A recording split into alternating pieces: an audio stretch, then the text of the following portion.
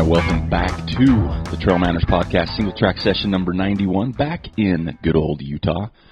And Joel Hatch is back behind the mic, so we had the 1 week hiatus with right. Jeff taking over, I guess.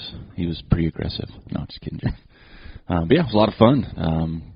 Kind of weird being out of town for a while. Still got it's been going for 4 weeks, this congestion thing. Right. It wasn't as bad when I was up in Bellingham, and it seems to be worse since I've been back for a couple days. So I don't know. The universe telling you something. I guess. It's like either live in Bellingham because you can breathe better. Right. Or, I don't know, eat better so you're not sick. There you go. So maybe I'll do the second one. It's cheaper. Barely. But yeah, so lots been going on. Joel, we'll start with, we didn't mention this on the podcast last week, but you got a new family member. We got a puppy. Holy cow. I forgot all about it till I saw you on the elevator. Yeah. He's awesome. I'm tired. So you named him Ollie? Ollie, yeah. And what is he? He's a mini Aussie, so an Australian Shepherd, but a miniature version. So, I mean, they're just super low maintenance, too, so you're lucky, right? They don't have any energy. No, none, zero. So is this doggy going to be something you're going to run with in the future? I don't know. We'll see. Probably. I have no idea. It's been a long time coming, though, right? Yeah, I've been fighting it for years. Because Porter's been wanting one. Yeah. The family wanted a Boston Terrier or a pug. I didn't want either one of those. Yeah. The pugs have too many health problems. Yeah. Boston Terriers are okay, but I don't know. Just wasn't feeling it. Yeah. And I saw an Aussie at the Habitat for Humanity store last week. I said, that would be a good dog to have. And I just looked on KSL, and somebody just posted one. Oh, really? Yeah, so KSL is our local classified here. And it's like, uh-oh. The universe is telling me something. Uh-oh. He looks cute from the photos. He's adorable. Blue eyes, right? Yeah, blue eyes. I hope they stay blue. Yeah. Oh, do they change when they're bad? I don't know. Okay. Everybody's like, oh, I hope his eyes stay blue. I'm like, what are you talking about? Is he like Mr. Potato Head? Yeah, exactly. Right. So, yeah, he's a ball of energy right now. Nice. And so you just get to take him out all the time and... Yeah. Wake up in the middle of the night. Wake up in the middle of the night, go to the bathroom, and then he, of course, has to play before he falls back to sleep. Yeah, he's like, hey, that was fun. What are we doing now? Yeah, exactly. I'm going to bite your hand for a half hour. Joel just letting it. Yeah, exactly. Yeah. And he's got this little bunny he just murders all the time, too. A little stuffed bunny? Yeah. That's funny. Oh, yeah. He's going to go through that pretty quick with puppy teeth. Those teeth are sharp. Yeah. Let me tell you something. They do. They're deceiving. Yeah. And that's creepy when they come out because you see a tooth laying there and you're like, huh. I'll celebrate that. That'll be like sweet. The tooth fairy's coming. Here comes the dull ones now. Yeah. Well, that's awesome. So Ollie's here. Yeah. And then, of course, unless you were on some other planet, because the way I posted, because I never do it like I did, I was in Bellingham. Mm-hmm. And holy cow, that was more than I ever expected. Good. Like I had an idea in my head of what Bellingham was. Right. And it was like times 50. Oh, good. It was so amazing. And not just the running, which was the highlight, no get out, but the community was cool. Mm-hmm. Obviously, Jeff, Jen, and Xander took me in and showed me a great time. Went to some nice restaurants, some breweries, downtown Fairhaven, which I wasn't aware of. You know, there's Bellingham, which I was thought, well, it's Bellingham, but there's a town just, I guess south of it, I guess. Okay. Fairhaven, which is kind of a newer town. All right. Which is more... I don't know, kind of remind me of Sun Valley and being there a little bit, just because there was festivals and the mix of people, just really cool experience. And I'm already pining to get back. Yeah. But Jeff's like, you need to come in like September, October. He's like, that's when it's green. That's when it's green. And I'm like, what? He's like, yeah, it hasn't rained for like 2 weeks. And the place was plush, though. Yeah. It was ridiculous. And the weather was fantastic. Hardly any clouds the whole time I was there, so you had views for days out into the ocean, Mount Baker, the Canadian Rockies. Mm-hmm. Bellingham's got a gem. Like, I honestly knew it was amazing, but I never thought it was to that level. Like, I was really... Usually you do something, right? It's like you hear something, and you go in, it's cool, but maybe you get underwhelmed. The expectations aren't there. And this was a complete opposite. I'm like, wow, this was not what I expected. It was ridiculous. So all you people that live up in the northwest Bellingham area or close to it, you're pretty fortunate. So did you totally check out real estate while you were a tiny bit? So what's like a normal house? I didn't look too detailed. And again, I think it depends on location, whether it's more towards Bellingham, towards Fairhaven.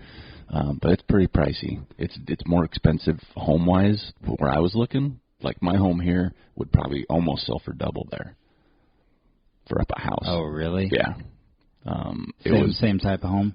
Very similar size-wise. Wow. And their homes are a little different, too. I mean, you're living in the woods, and some remind me, because there's so many mountains and hills, it kind of reminds you of San Francisco, where it's like 3 levels skinny, straight up and down. So it's a little different. But, yeah, I didn't look at, like, rent for places, and then I thought about it. I'm like, well, there's Western Washington, which is a beautiful campus. Yeah.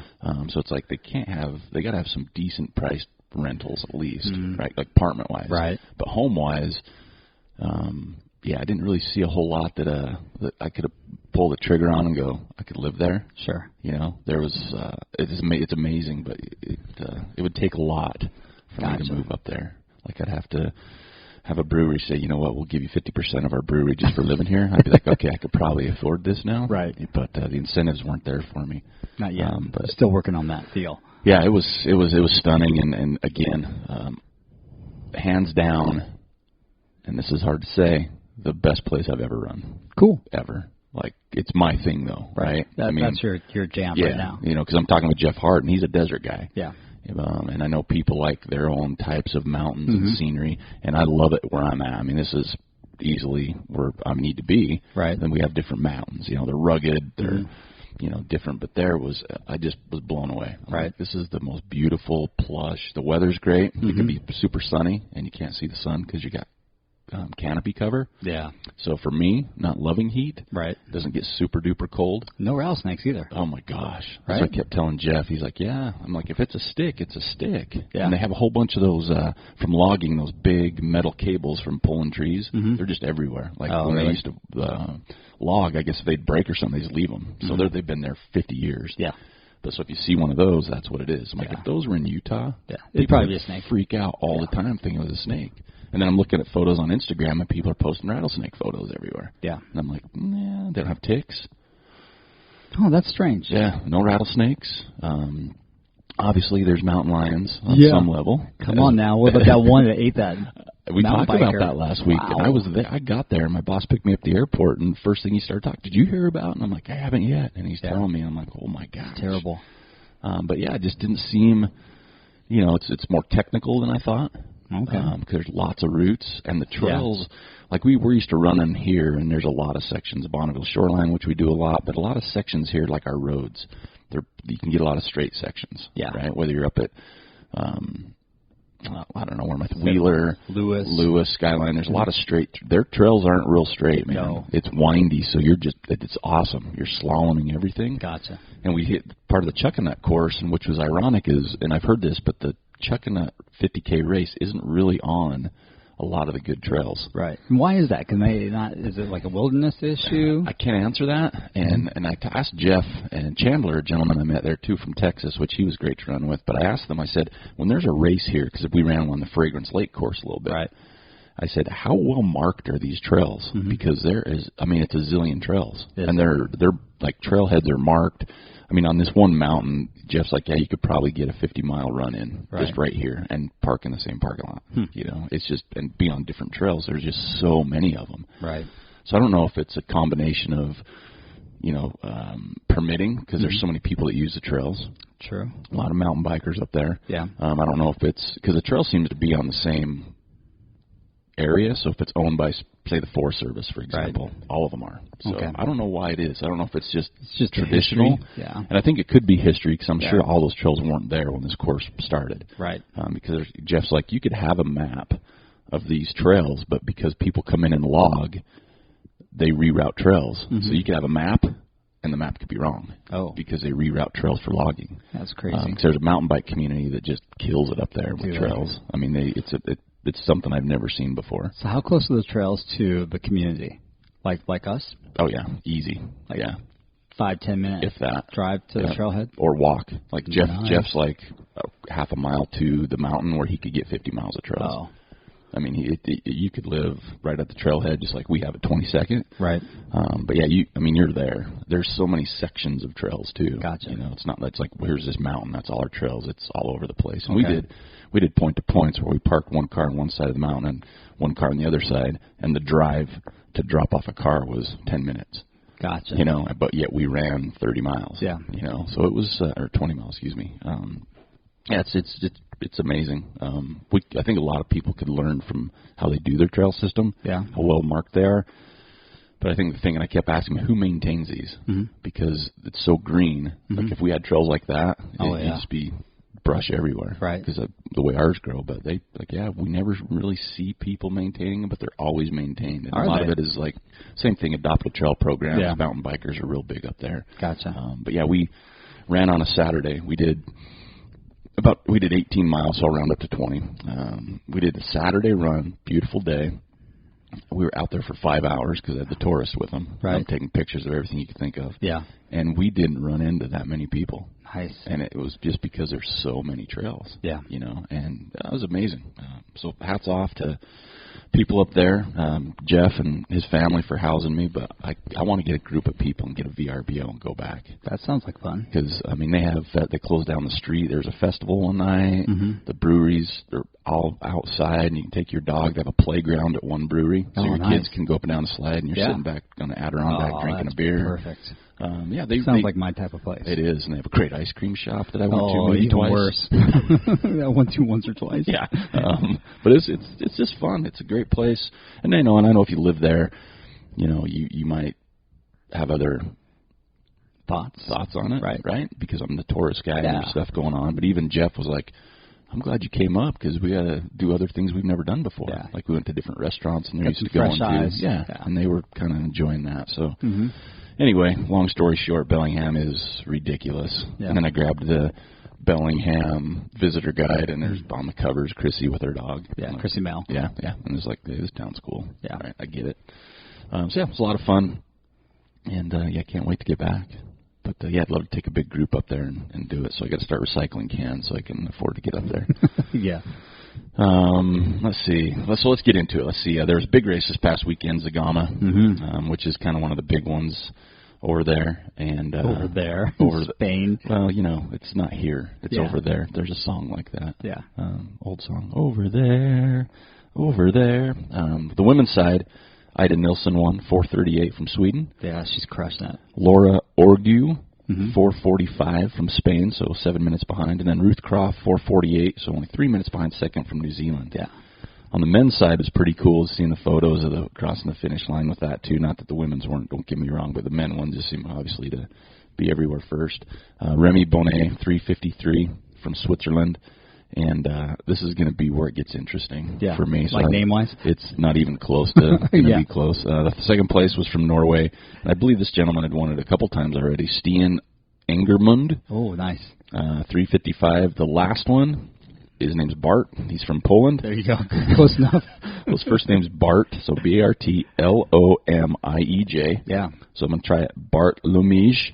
But it's not because it's Polish, so it's got to be more hockey-bucky stuff. Something like that. Last name is Przedwojewski, or S-K-I. So I got the Google Translate. I got the Wojewski, so it's Prozac Wojewski. That's what I'm going with. I just don't get it. Prozac Wojewski. And then Max King, American, 4:02. He took sixth. Yeah. So he wasn't too far behind. No. But big race back there. One that obviously Killian loves and done well at, but he's recovering his broken leg by climbing mountains now. His recovery is a little bit different than mine. It is. Pretty crazy what he's up to. And then we saw, if you saw social media, it seemed like a really big turnout for the Western States Running Camp or whatever they call that get-together. Training weekend. Yeah, training weekend, 3 days. There was run 70 miles of the course. Big names out there. Yeah. This Western might be the most competitive one ever. We say that every year, though. I know, but I think every year it could get that way. But just seeing the names and the people training, and I just don't remember in the past seeing this many big names at the training camp. I think they were there always. Were they? Yeah. Social media's they're getting better at social media. Maybe we're just paying attention to this weekend. I don't know, but I just was like, wow. You know, I can't believe they're there. But there was a lot. There's a big turnout for that. And we're going to be having, like we do, we're going to have a Western States contest coming up. Right. I don't know if maybe we'll launch it next week, give people a couple weeks. I think that's a good idea. But one thing we did get to throw in the prize mix, and this will be a big bucket of prizes. But the one thing we did get, because, you know, why not? Squirrel's nut butter. Mm-hmm. We got the signed stick from the Cocachino Cowboys as well as the poster. Nice. So that's going to be part of the winner's prize. Yeah. And speaking of, I have to regress a little bit. So we're at this outdoor concert beer garden one night up in Bellingham, and Jeff, of course, he had his Hard Rock finisher jacket on. Yeah. And we go walking, and there's a guy with a Run Steep, Get High hat, and the guy was just staring at Jeff as he walked by. Yeah. And I'm like, man, that dude was checking you out. Totally. And he's like, what? And I'm like, oh, he's looking at your jacket. Yeah. And so we walked back by this guy, and the guy came passing us again. He had the Run Steep, Get High hat and a Cappuccino Cowboys T-shirt on, and I was rolling, man. Yeah. It was so funny. Of course, they start talking for a little bit, right? Which was pretty good. And the other thing we ran when we were running, Chandler that we run with, he had those On shoes. Have you seen the been out? They have the little things on the bottom that look like springs almost. Oh, are those the Cloud? Yeah, they have a brand. They're called On, and I think Cloud is one of their shoe types. Yeah. So he runs in those, this Chandler kid, and loves them. It's his second pair. He swears by them. I'm like, all right, you know, I'm asking, do you get rocks in there? He goes, never. So we come up over this overlook, and there's a girl with her mom there, and she's the head of customer service. Really? I guess they're doing a group run up there, and so we started talking a little bit, but she's going to be listening to Trail Manners podcast. Did she hook you up with a pair? Not yet. I wanted to try them, though, like, for real. And she was telling me the new version are going to be better, and she was telling me how I think they come out in the winter, how they changed this version, and she's like, oh, they're great. But her name's Samara, and her mom was awesome. She was telling me all the great places to go get cheese, beer, and what was the third one? Cheese, beer, and there's something else. I can't even remember now, but she's like, yeah, coffee. That's the other thing. So her mom was like my tour guide. Yeah. We just sat there for 10 minutes and talked to him on the trail and offered me a sandwich. Oh, nice. Like, on the trail? Yeah. She's like, we got an extra sandwich in there. Like legit sandwich? Yeah. No PB&J? No, like a hoagie, full on. I'm like, man, you guys are my heroes. I love Bellingham. Yeah. So that was pretty good. But yeah, for Western States, we're going to be doing the same thing we've done in the past, but we're not going to have anything going yet. But just be looking at the lineup. It'll be top 5. Okay. Men and women, and the closest gets the prize. Yeah. Just like we've done in the past. And there'll be a good prize package for you guys, so I hope we get a lot of entrance into that.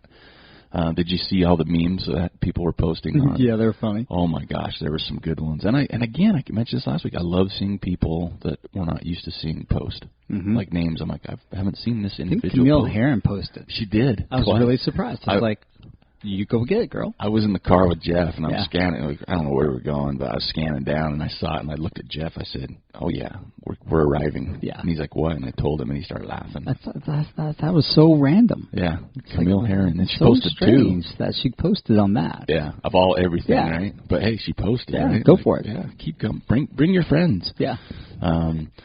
But the one, and I won't say it because I'll slaughter it, but the best one, though, was, I think it was Aric Fariz, the ultra running one with the guy. It looks like he's in the San Juans bent over. It's like ultra running when you don't have enough blank this shit in your life. I almost peed myself laughing so hard. It was awesome. So that was pretty cool. And then big weekend of races, right? Especially locally for us. Oh, coming up. Yeah. Coming up this weekend. Yeah, June there's a lot. 2nd. Of course, we have Squaw Peak 50, one of the oldest ones here in the area. Bryce, I think, is this weekend. It should be. Yeah, and, of course, Smut, Luke's race. Yeah, Scout Mountain Ultra Series. And I'm trying to figure that one out because you were going to run, so I volunteered, and I haven't heard a word on volunteering. So I reached out to Luke, and he got back to me, and he's like, oh, yeah, we've been communicating with Karl Meltzer on this. Oh, so Karl's got it taken care of. I don't know. Because I've got a few people. Grant Nicholas has been asking me, hey, do you need my help still?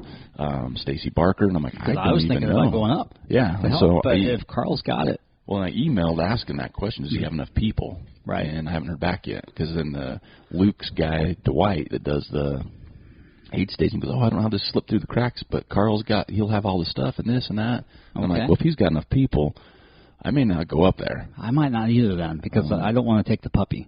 Yeah, and I'd rather not drive up there if I don't have to. Right. And I don't mean that rude, but I mean, originally I was going up because you were running. I'm like, well, I'll volunteer while I'm there, but if you're not going to run, then I'm just driving up to volunteer, which I'm not against. Well, I was going to go up and volunteer too. Well, so I might still, but I'm trying to get more.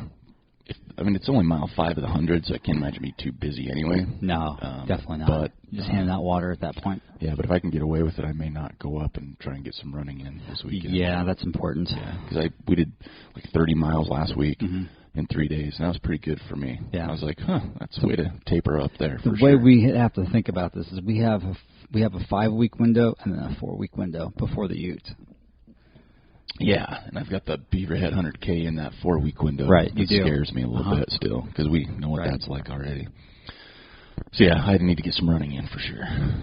But I feel like Bellingham, I'm going to try and best mentally and use that as my ramp. There you go. That was my starting point. Yes. And have a good memory. Have a good memory. Until I see a rattlesnake and I quit running altogether. Yeah. So, yeah, there's some good races coming up this weekend, and a lot of friends running. These are local ones. I know there's a lot more out there, so... good luck to everybody running, and let's move on. One of the things I thought was interesting is Davy Crockett and Phil Lowry. Yes. Did some research. They did. And had some interesting stuff. Apparently, the story goes, which is folklore and everybody knows it, is Gordy Ainsley was the first to complete Western States in 1974. On foot. Because his horse had issues. 24 hours. Yeah, right? Under 24 hours. Yeah. And that was in 1974 because his horse had issues right before the race or something. Yeah. But as Davey and Phil were researching, they found that in 1972, so 2 years before this, there were 21 soldiers that attempted this, but they started a day before the horse race, the Tevis Cup or Tevis Cup, whatever it's pronounced. So there were 6 of them that finished in 44 hours and 54 minutes. Right. So there's a little bit of, I don't know, it's like Pluto a planet type thing going on. Oh, right? Yeah. You know what I mean? Good point. And that's kind of how it hit. It's like, well, and then it was, but Gordy did it under 24. It's like, well, that isn't what everything's about, right? Right. So it's pretty interesting, and it was cool to see that Davey and Phil, and these two guys are on point with knowledge too. Yeah, you know what I mean? You don't question those guys. Pretty much. I mean, they're not going to publish or talk about something that's maybe right. But it brings up a lot of interesting stuff on, what came first, the chicken or the egg too, right? And I've never heard this story before. I haven't either. But yes, and there was I think 6 came in at 44 hours and 1 44, almost 45, and 1 came in an hour later. Do you remember if these guys, this group of 6, was their goal to run it or to hike it? I think it was a hike it. Okay, and so Gordy's the first person to run it, right? And so, but then I look at my 100. So do I consider it I run? Yeah, but these guys, they hiked pretty fast. Yeah. And no, not really.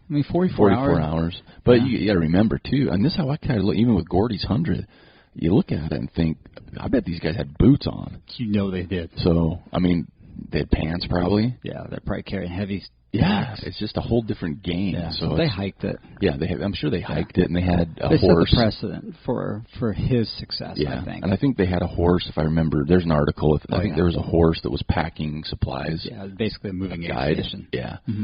So, there's definitely some differences, and I don't think the article came out saying, what Gordy did isn't true. No. But I think they're saying, but there's another story. There's more to this story, right? That needs to be recognized. Yeah.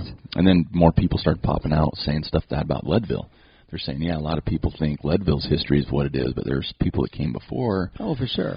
I can't remember their name, Clovers, that did it.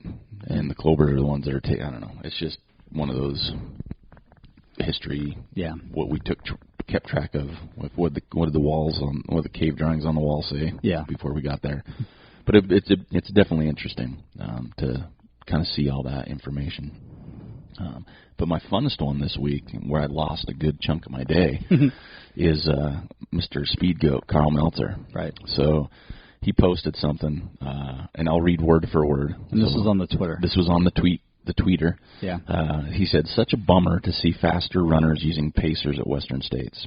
Why in the U.S. do we use pacers and in Europe they don't? #MuleBoy. And from there, you can only imagine there were some comments. And as we know, Karl has always been someone who doesn't use pacers. Yep.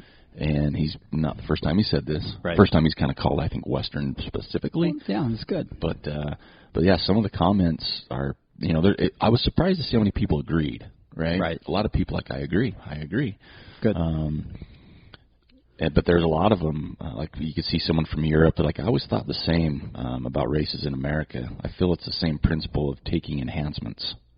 And I thought, well, I never looked at it that way. A little bit, for sure. And then a lot of it came to like the muling and carrying your own supplies. One guy called him out and says, why'd you use a crew on the Appalachian Trail then? Yeah. And Karl came back. I used it because I wanted the luxury. Yeah, exactly. He's not going to sugarcoat it, is he? He's like, I'm just, the way it's going to be. That was his FKT attempt, right? So there's two different types of FKT on that one. Yeah, supported and unsupported. So he went for the supported. Yeah. No Hands Bridge commented. Nice. They said 3 words why. Missed left turn. Where is Walmsley? Hashtag where's Walmsley? And then Karl's comment was he should have scoped the course beforehand. His fault. It's not a pacer's responsibility. And that's the thing I think with Karl is one thing he does that I'll never be able to do, he just speaks his mind regardless. Right. Like he understands it rough. And he came back later and says, hey, I wasn't trying to ruffle feathers or take away from these runners or racers. I'm just stating my personal which obviously 99% of the people on social media do. You post your personal thing, but he's Karl Meltzer. Right. So people are going to definitely either go after him or not. He brings up a really good point. No, it is. Yeah.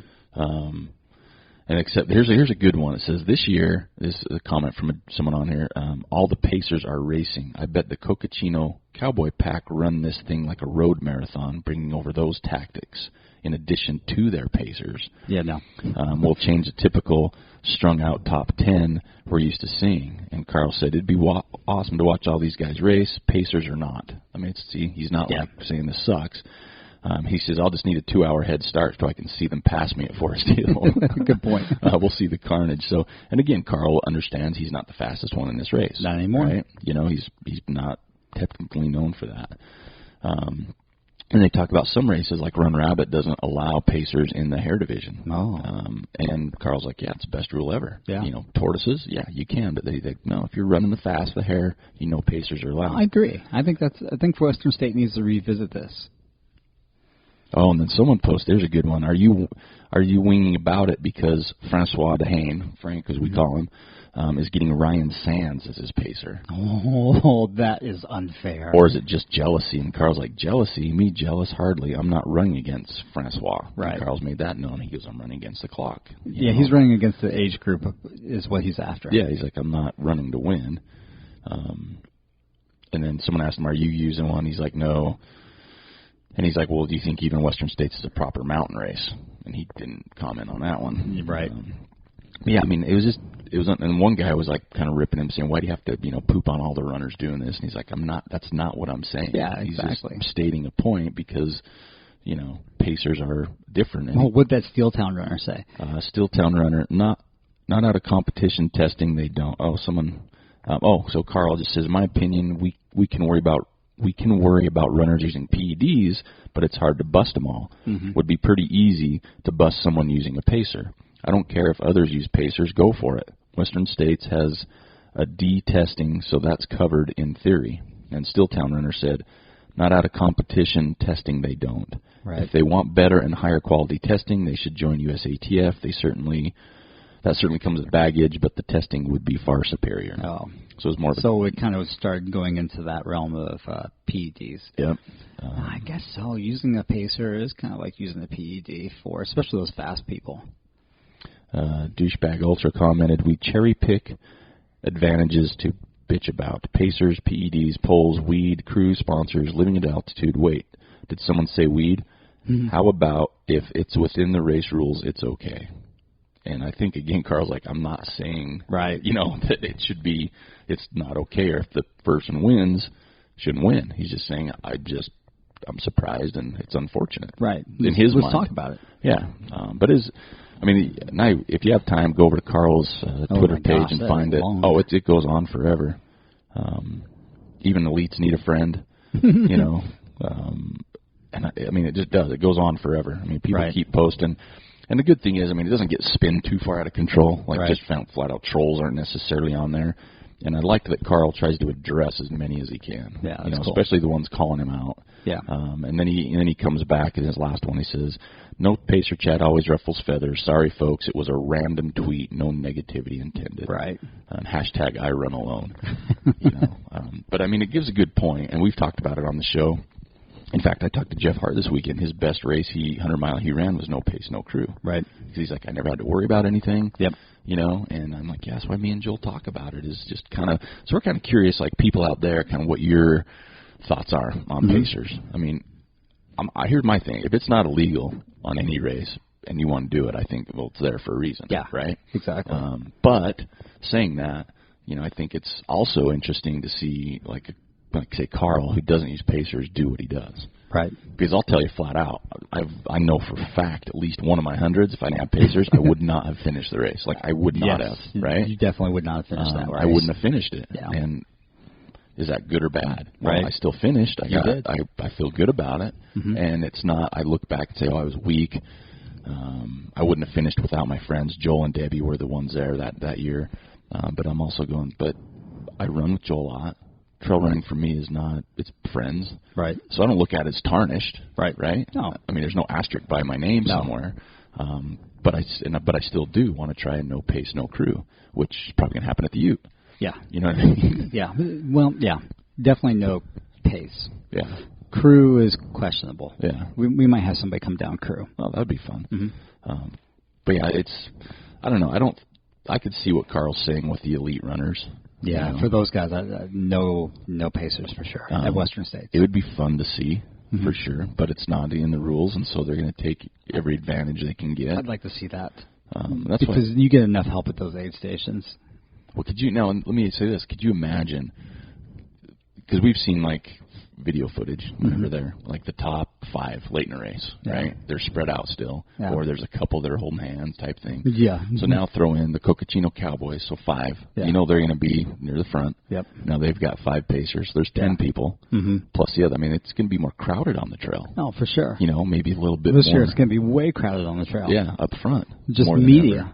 Yeah, media is going to be crazy. Covering it. It's going to be crazy. That's just kind of another thing to it, and that's where I always kind of get confused, because we put races on where we have caps on runners. Yeah. So, because we know some races, let's say, people don't kill me here, please. Hard Rock, for example, say their cap is 175 runners. Yeah. I'm just throwing that out there. I know that's probably wrong. Say it's 175 runners. Right. Well, now, say over half of those people have at least one pacer. Mm-hmm. So does that not go against your cap because you're on the trail? That's where I get confused with some of these caps. It's like, it seems to me that you're pressing your envelope at that point. It should. I think it should. Yeah, they're on the trail. And that's why you can't have more runners, is because they don't want, and some races elect to keep where they're at, right? But some are giving like Jim Skaggs. You can have 400 runners. Yeah. So now if he has 400, he's got a 100-mile race, and he's got 450 people out there now running on the trails. So that's where I'm kind of get a little nervous with some of these races. It's a good point you bring up, is how's the Forest Service view that? Or do they know anything about it? Or do they just look the other way? Or do they, because it's like, do you tell them, we're going to have 175 runners, but we need to ask somebody about that. We're going to have 100 pacers. Right. I mean, we don't put on a 100-miler, but we need to ask somebody that does put on a 100-miler and see if Forest Service requires, or if anybody even thinks about it. Yeah. Because I've never thought about it until like 2 days ago. I was just thinking about that cap thing. I'm like, that is kind of like Western States. Like, wow, if you got your top 5 guys with 5 pacers, there's double, and so not everybody uses a pacer, and some pacers use them late in the game, or sometimes they use 3 pacers. They got 2 or 3 pacers. Yeah. So that's counting. Oh gosh, that's a lot more people it counts against your cap. Yeah. In my opinion, it does. Oh, that's what I think. Like, we put a race on, if they say here's your limit, and we have more than that, I'm like, we're over our limit. Right. But we don't have pacers. But if you did, it'd be very easy to go over that. So. Yeah, I'd love to hear a comment from someone that's putting on the race where they've got a tight cap from the forest or wherever they're running, saying you can have 200 runners, whatever it is, and what your thought is on, okay, what if they bring pacers? Right. Because we see it at, Wasatch with crew, right? It's like you can't take crew here, you can't take crew here. You can't. Yeah. They're very strict about it. Right. But the whole pacer thing, Oh, that's interesting. I'd be interested to see what people think on that, the crew one. So, what else we got going on? Well, we put our Nordic Valley 7K on the map December 15th. Yeah. I think Megan Martinez was upset because we're talking about running on snow. Yes. I think she unfriended you for a hot second. That's all right. Give her a month. Yeah. When it gets like balls hot and snakes are everywhere, she's going to be hoping for a little of the pow-pow. I doubt it. Yeah, well, I will be. That's my jam. Yeah, we got that going on. And then we'll jump into, here we got a Strava week was pretty good. Distance, Jake Jackson, 152.7. That's a lot. And last week he was over 100. Holy So I don't know what's going on, Jake. Run time, same Jake Jackson, 26:11. Those miles or kilometers? It's got to be miles. Wow. It's got to be because that's how it's set up on our page, I'm pretty sure. Erin Hill back in the climbing realm. She must have taken a week off to, I don't know, ice her calves. She did 27,079. Right, and I had a big climb week last week, and I think I hit like 4 or 5. Yeah. You know? I'm right. Like, oh, my legs are tired. Oh, my gosh. My legs were crushed after that day we did Malin's. That first time. Oh, my gosh. That was funny. I was like, yeah, maybe I should try some of this stuff a little bit. We didn't get any Ask Trail Manners this week, so that's kind of a bummer. But it's okay. But it is our last week. We're going to be promoting and pushing hard, folks. Run the Red in Rock Springs, Wyoming. We'll put the link again down in our show notes, but that's this weekend. It's this weekend. Yeah. So go up and run one of the shorter distances. Yes. There you go. Plans fall through, sitting around, nothing to do. Maybe just need a good long run. Head up there. Check it out. I don't know if you can still register. I'm sure they'd probably let you in. Yeah. If not, ask them nicely. But check them out. Alter sign up or their Facebook, Run the Red Desert. There's a 50K, 23K, as well as a 5K all this Saturday. We'll have the link down there, but it's for a good cause. Near Rock Springs, Wyoming. They do have camping at the start and finish, and I'll say it again. The last week you have to hear me say it, but go check out the video because it's super cool. Even if you're not going to run, just check out the video. Right. It brings a whole different perspective, and that's kind of what I'm into now after this weekend. I'm like, I want to run more places. Right. Because how many places are going to open your eyes?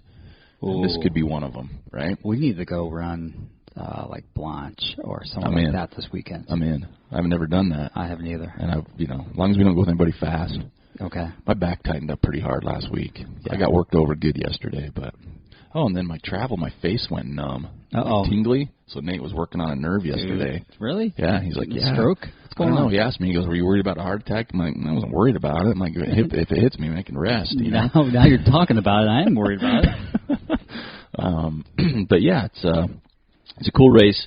So last week we're going to talk about it. We'll talk about it more in the future. And again, it's something that's definitely on my radar. Just running in different places kind of gets me going. Maybe I'll skip away from racing a little bit more and just do adventure stuff. There you go. 3 days as opposed to 1 day to beat you up. Right. It's a little bit funner. It is. You could run, have a beer, a burger, plan your next route. Right. Whatever it might be.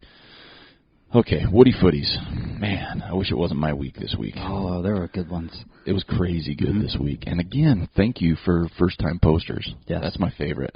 But remember, when you win, you need to let me know because we have Did Grant Nicholas not let you know? No. And he's that punk. He messaged me. Yeah. He actually sent me a text and says, "So you didn't like my picture?" I'm like, "You won." He says, "Yeah, but you made sure you said this was Joel's pick."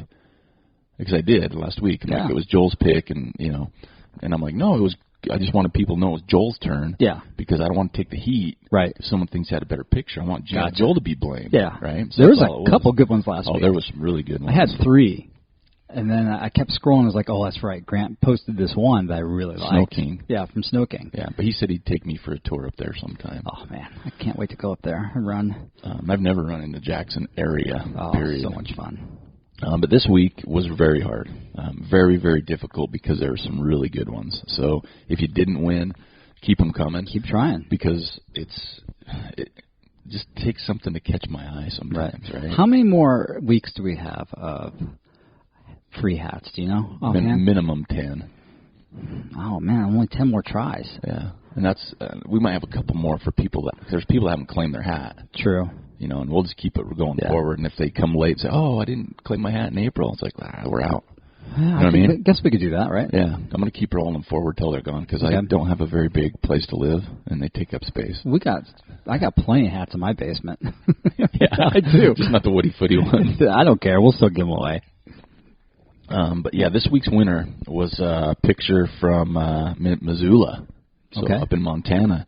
It's the double dip. It was by the Pengelly, Pengelly, Pengelly double dip by Bryan Kercher. Okay. Super cool. Big, nice opening with some yellow flowers. Okay. I'm not going to name them because I don't know. There were 2 runners on the trail and just this vast mountains and hills and green. It was just gorgeous. I mean, it was something.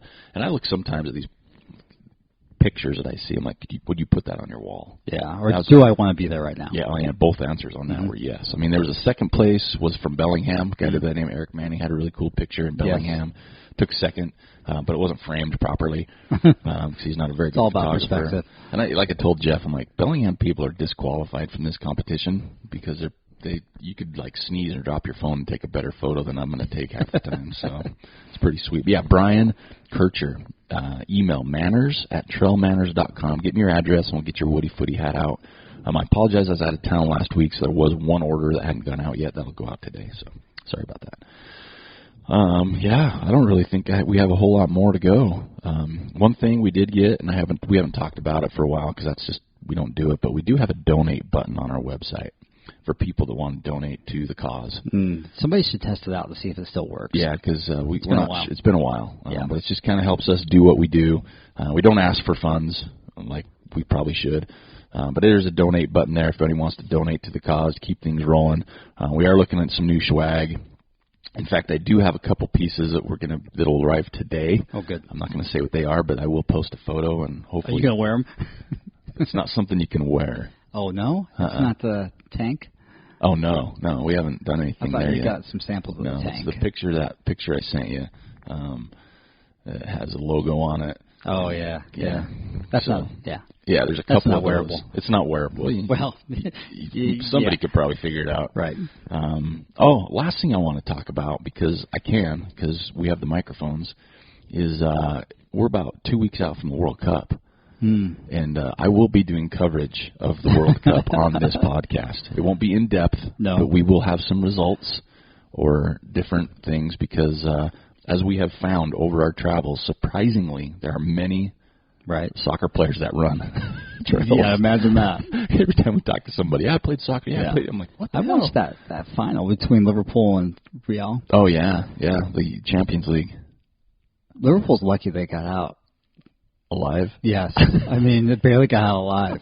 Holy cow. Those guys played so well. That poor goalkeeper for Liverpool. I felt bad for him. What was he thinking? 2 howlers. That was just dumb luck on that first one. Yeah. Really. Yeah. Just like, I'm going to stick my leg out here and see if I can just jab the ball away from you and it goes into the goal. Well, even, at that level, at that far into a competition, some of it's just on dumb luck. Yep. You know what I mean? It's like the room for error is so minute. Yep. And even for the World Cup, it's the same way. Mm-hmm. And it makes me sad, though, because I went through and looked at, like, the World Cup, the pools, and there's some teams in there that I'm like, why? Yeah. But, I mean, they earn their spot. Yeah, they earn their spot. You come out of different parts of the world, so they take 2 or 3 or 1. But just still to see, like, United States.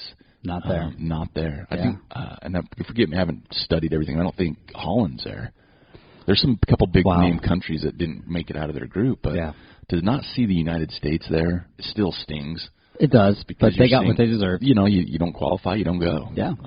But then you see like they played Bolivia a couple nights ago, all those young guns, and they beat Bolivia 3-0. Yeah. All these young kids. They just got to keep playing young guys. That's it. That's the whole thing. And they play a couple games this coming weekend, or this next week, the young guys. It'll be fun. But, yeah, I'm going to have some World Cup coverage. Nice. Just because it's one of my, like, people like March Madness. World Cup's my jam because it's only every 4 years. Right. And it's my passion. So we'll have some coverage there. And we might even throw a contest out there for fun because we haven't had a contest in a long time. Ages. But we have the Western States one coming up. Yeah, that's a pretty big one. That's a big one. That'll be a good one. And there'll be more coming. We have the Hard Rock one coming up. Right. Which is a whole other realm. We'll touch on Hard Rock as we get closer to it. Yeah. And we kind of get away from Western because Western's going to steal the show. So, all right. I think that's it for this week. Episode 91. And, don't forget to message us. If you have any questions, do the Ask Trail Manners. We get replies from people that ask questions, so I'm glad they do help. That's fantastic. And keep them coming. Other than that, Aric and Joel, and we're out of here.